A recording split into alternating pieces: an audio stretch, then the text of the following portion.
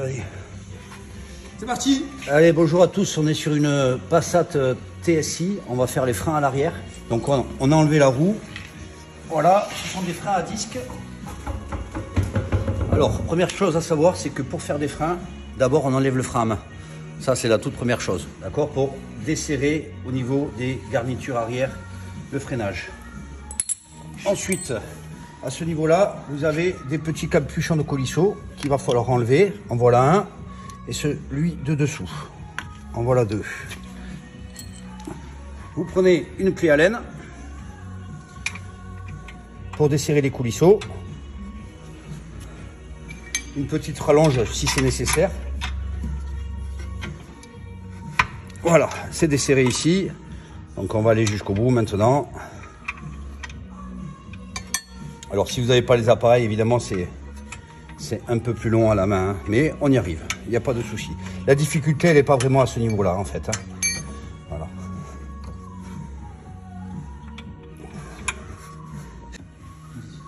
Allez, on est toujours sur les freins arrière. Donc, vous aurez les deux coulisseaux ici et en bas enlevés. Vous faites sauter la graffe, ici. Aucune difficulté, hein, vous passez un petit tournevis. Voilà, hop. Voilà, vous faites sauter la graffe de maintien. Alors, à quoi elle sert cette graffe de maintien? En fait, elle sert, si vous voulez, à éviter que quand vous freinez, l'étrier il bouge comme ça. Donc, elle maintient l'étrier plaqué vers l'avant du disque. Voilà, donc je vais tomber le deuxième coulisseau maintenant. Donc là, j'ai la place de passer une clé un peu plus grosse à cliquer. Je suis en desserrage là, oui.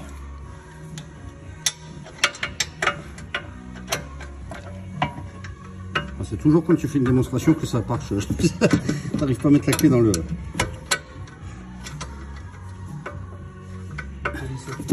En bas. Coupe la vidéo, coupe. Attends, je suis pas en face. Ouais, en plus j'avais mis l'embout du mauvais côté. Voilà.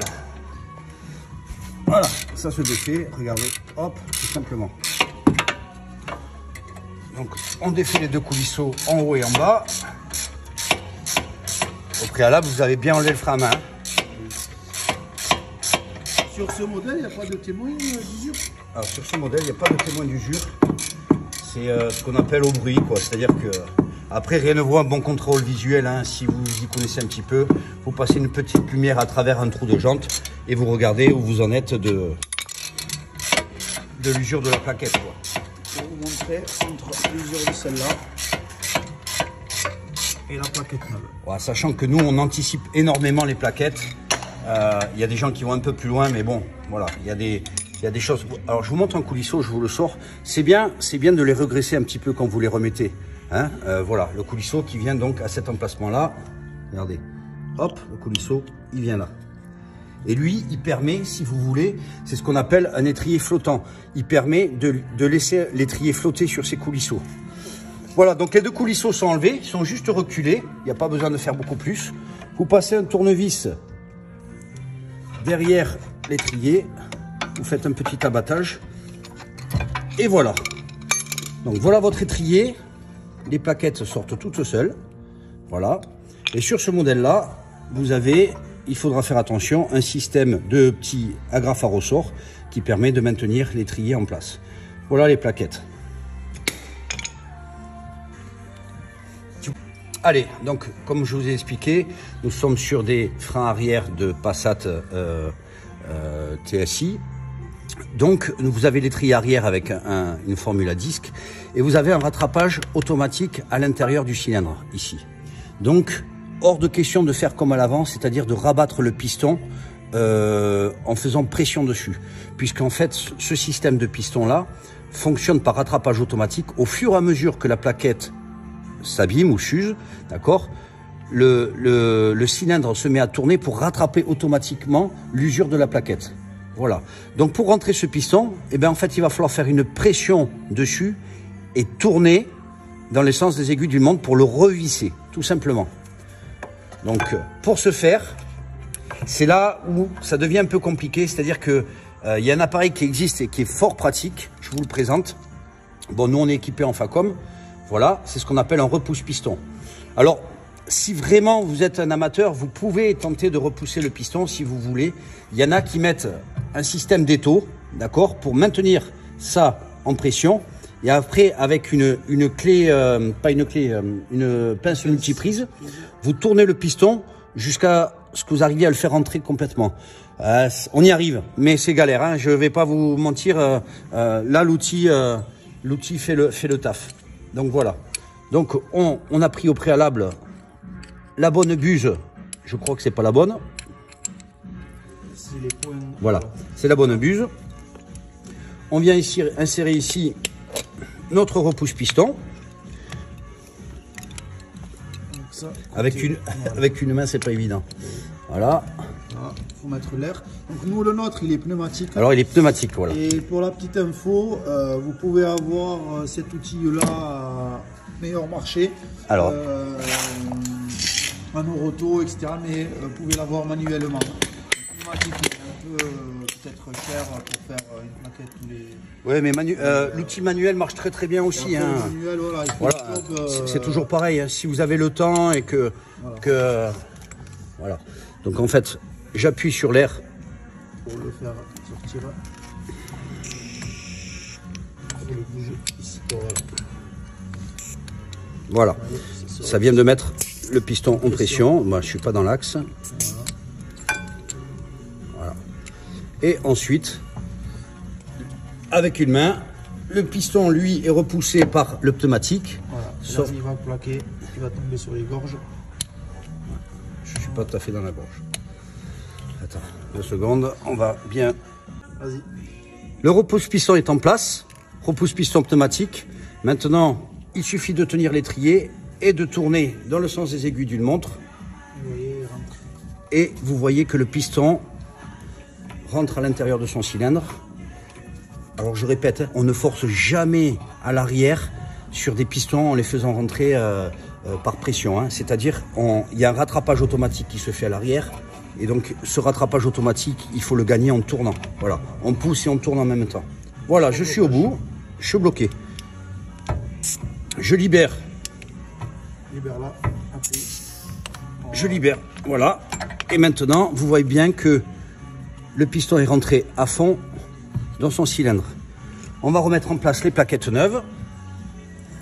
Donc vous avez bien vérifié avant que celle-ci avait une agrafe, voilà. Elle se met donc en intérieur. Côté les petites oreilles à l'intérieur. Voilà. Extérieur. Bon, aucune difficulté, hein. Voilà, hein. Regardez bien. Hein. Ouais, il n'y a rien de sorcier. Voilà, il n'y a rien de sorcier, la plaquette se met dans sa gorge. Voilà. Et maintenant, tout simplement, vous vous remettez dans l'axe, d'accord, et vous venez remettre votre étrier. Qui tombe. Voilà. Maintenant, éclair ici. Une fois que tout est en place, bien évidemment, vous venez resserrer les coulisseaux en haut et en bas. Et celui d'en bas. Voilà. C'est bon. Allez, dernière partie. Les plaquettes neuves ont été remontées. Voilà, d'accord. Les coulisseaux en haut et en bas ont été serrés.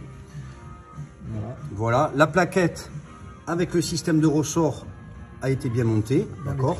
Reste juste l'agrafe à remonter. Bon, c'est plus ou moins difficile. Il y en a qui forcent un peu, mais voilà. L'astuce, si vous voulez, c'est de pas trop engager à ce niveau-là. Si vous engagez trop ici, en fait, vous n'allez pas arriver à la mettre après ici en bas, là. Donc en fait, je vous dis pas que vous faites pas chier. Hein. En mécanique, tu te fais toujours un peu chier, quoi. Mais bon, voilà. Tu engages un peu à peine. Voilà. Celles-là, elles sont vachement souples. Il y en a, tu te fais chier, mais comme un ramour, quoi. Voilà. Vous allez peut-être avoir la démonstration en direct de comment tu te fais chier. Voilà, celles-là sont souples, il n'y a pas de souci. Voilà, vous les enfoncez bien à fond. Vous tapotez un peu, que ça voilà. rentre. Voilà, c'est bien à fond, vous le voyez. Et là, tout le bloc étrier est maintenant figé par cette agrafe ici. De l'autre côté, par le petit ressort de plaquette. Alors, le petit ressort de plaquette qui pousse l'étrier comme ça. Et lui, qui tire l'étrier comme ça. Voilà. Dernière étape, qu'on ne vous explique pas, mais bien évidemment, il va falloir faire ressortir ce piston. Donc, on va remonter la roue, mais si vous partez comme ça en croyant que vous avez fini le taf, N'oubliez pas de pomper 2-3 fois sur vos freins.